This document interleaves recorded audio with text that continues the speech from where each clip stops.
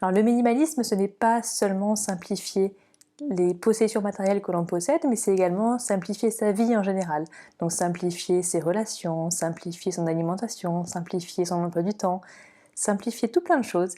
Et pour cela, il va falloir apprendre à dire non. Donc c'est quelque chose de vraiment très difficile, apprendre à dire non quand on est habitué à toujours dire oui, à toujours vouloir faire plaisir.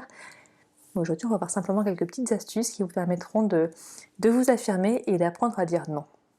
Je suppose que si vous ne savez pas dire non, vous dites toujours oui, même aux choses que vous n'avez pas envie de faire, et ça peut être très pesant. Donc on va commencer par trouver la raison pour laquelle vous dites toujours oui, même si vous n'avez pas envie de dire oui, si vous avez envie de dire non. Ça peut être parce que, par exemple, vos amis vous proposent d'aller boire un verre ce soir, vous êtes fatigué, vous avez envie de rentrer chez vous, mais vous ne voulez pas passer pour une personne qui n'est pas fun, qui n'aime pas passer du temps à l'extérieur. Vous allez dire oui, même si vous êtes fatigué.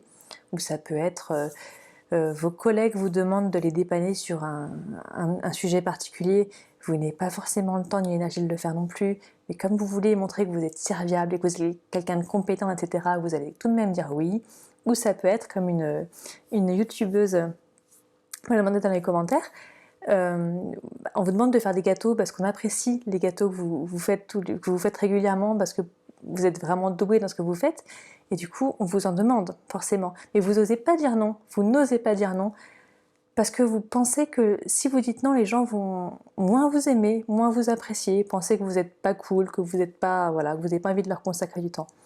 Alors tout de suite on va mettre un stop. Vous passez avant tout le monde, l'essentiel c'est vous. Je ne vous dis pas d'être égocentrique, d'être égoïste, mais simplement quand vous n'avez pas l'énergie, ou pas le temps, ou pas les ressources, vous avez le droit de dire non. Répète après moi, j'ai le droit de dire non. Ce n'est pas grave, les gens ne vont pas moins vous aimer, moins vous apprécier, moins vous considérer parce que vous dites non. Au contraire, généralement, ils vont respecter vos choix parce que eux-mêmes, souvent, ne savent pas dire non. Ils aimeraient être comme vous et apprendre à le faire. Peut-être aussi que si vous n'osez pas dire non, vous dites souvent peut-être, on verra. C'est une façon de ne pas dire non, même si vous savez que vous n'avez pas envie de faire cette chose. Donc c'est un peu incorrect vis-à-vis de la personne qui est en face, qui attend quelque chose de vous. Si vous dites peut-être, il va se dire qu'il y a possibilité que ça arrive, alors que vous savez très bien que ça n'arrivera pas. Donc on va prendre le problème autrement, c'est pas vous qui n'osez pas dire non, là c'est vous qui êtes un peu malhonnête vis-à-vis de la personne qui est en face. Donc prenez ce recul-là et dites-vous, à sa place, est-ce que vous n'aimeriez pas, est-ce que vous ne préfériez pas qu'on vous dise non plutôt que vous le laissez espérer?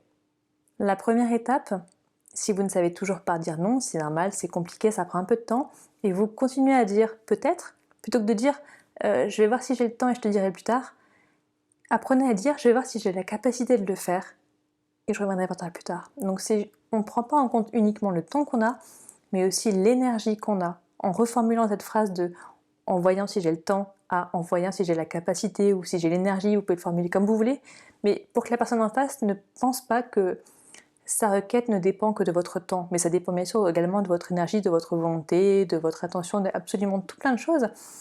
Il faut lui faire comprendre que ça ne dépend pas que de votre emploi du temps. Pour vous donner un exemple, vous pouvez très bien avoir une semaine qui est complètement libre, vous n'avez aucune soirée de prévue et vous avez une semaine de travail plutôt légère. Vous allez vouloir dire aux gens oui à ce qu'ils vous proposent, que vous allez vous dire que vous avez le temps. Mais ça veut peut-être dire que vous avez eu 3 semaines avant qui ont été extrêmement chargées, ou que vous avez un mois qui va arriver qui va être très chargé. Donc c'est pas uniquement votre emploi du temps à l'instant T qui est important, c'est vous, votre charge mentale, votre fatigue, votre envie de faire des choses. La deuxième étape, c'est de comprendre que vous n'allez pas réussir à dire non à tout le monde tout de suite. Bien évidemment, c'est une practice makes perfect, comme on dit, c'est en pratiquant qu'on arrive à acquérir ce mécanisme de dire non. C'est pas quelque chose d'évident, mais petit à petit, vous allez prendre confiance et vous rendre compte que même si vous n'avez pas de bonnes raisons pour l'interlocuteur que vous avez en face, vous, votre propre bien-être personnel est une bonne raison en elle-même. C'est pas la peine que la personne en face comprenne pourquoi vous dites non, c'est toujours mieux, mais même si la personne ne comprend pas parce que soit elle n'a pas envie de comprendre, soit elle n'a pas les clés en main pour comprendre, ce n'est pas grave. C'est votre bien-être qui va passer avant, et si dire non à une occasion vous permet de vous sentir mieux, il ne faut pas vraiment hésiter à dire non. Donc encore une fois, je vous le répète, vous avez le droit de dire non, ce n'est pas grave de dire non, et au contraire, ça peut être très bon pour vous, très bénéfique. La troisième étape, c'est d'écouter votre instinct. Généralement, quand votre instinct vous dit de dire non, il y a une bonne raison. Mais pas toujours.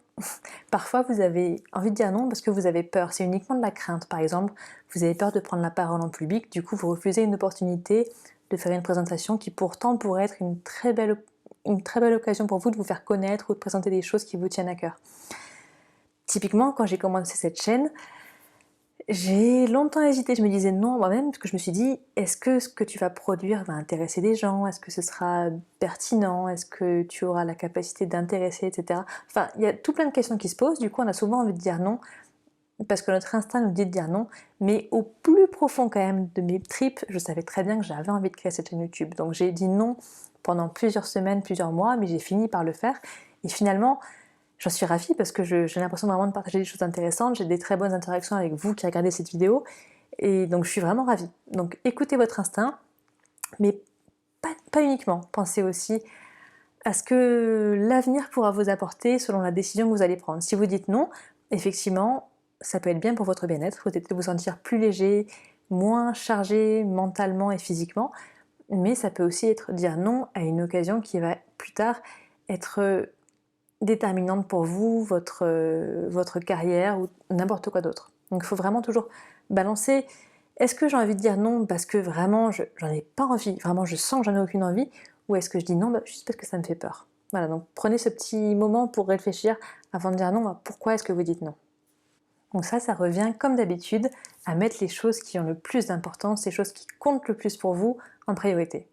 Donc si vous dites non à une opportunité qui vous fait peur, alors que vous savez qu'elle pourrait vous amener à quelque chose qui aura vraiment de l'importance et de la valeur ajoutée pour vous, peut-être que c'est un non qui est caché alors que vous avez envie de dire oui. Dire non, c'est un droit bien évidemment que vous avez, mais ne vous forcez pas à dire non pour pratiquer absolument si c'est une opportunité qui pour vous serait vraiment très intéressante. Non n'est pas, enfin apprendre à dire non n'est pas une fin en soi, c'est vraiment apprendre uniquement à dire non aux choses qui n'apportent pas de valeur et qui au contraire nous coûtent des choses dans notre vie. Quatrième chose, quand vous dites non, faites des réponses simples et claires. C'est pas la peine de passer des heures à expliquer pourquoi vous dites non parce que vous vous sentez coupable et donc à essayer de vous justifier pendant plusieurs minutes. Non, vous pouvez très bien dire non parce que je n'ai pas le temps, non parce que je suis fatiguée, ou juste non, point, sans qu'il y ait besoin de justification. Voilà, plus vous ferez simple, plus ce sera facile pour la personne en face d'accepter votre décision. Bien évidemment, si vous parlez à vos enfants, si vous parlez à vos maris, ou à votre mari, ou à votre femme, ou à vos amis, qui nécessitent quand même, que vous considérez, donc vous savez qu'ils ont besoin d'avoir un peu plus d'informations, voilà, vous avez le droit d'expliquer pourquoi vous dites non, bien évidemment, je ne vous dis pas de dire non à tout le monde et de partir. Non, bien évidemment. Il faut juste ne pas essayer de se justifier pendant trop longtemps parce que les gens sinon vont voir que vous vous sentez coupable et vont essayer de vous faire revenir sur votre décision pour obtenir finalement le oui qui les arrange.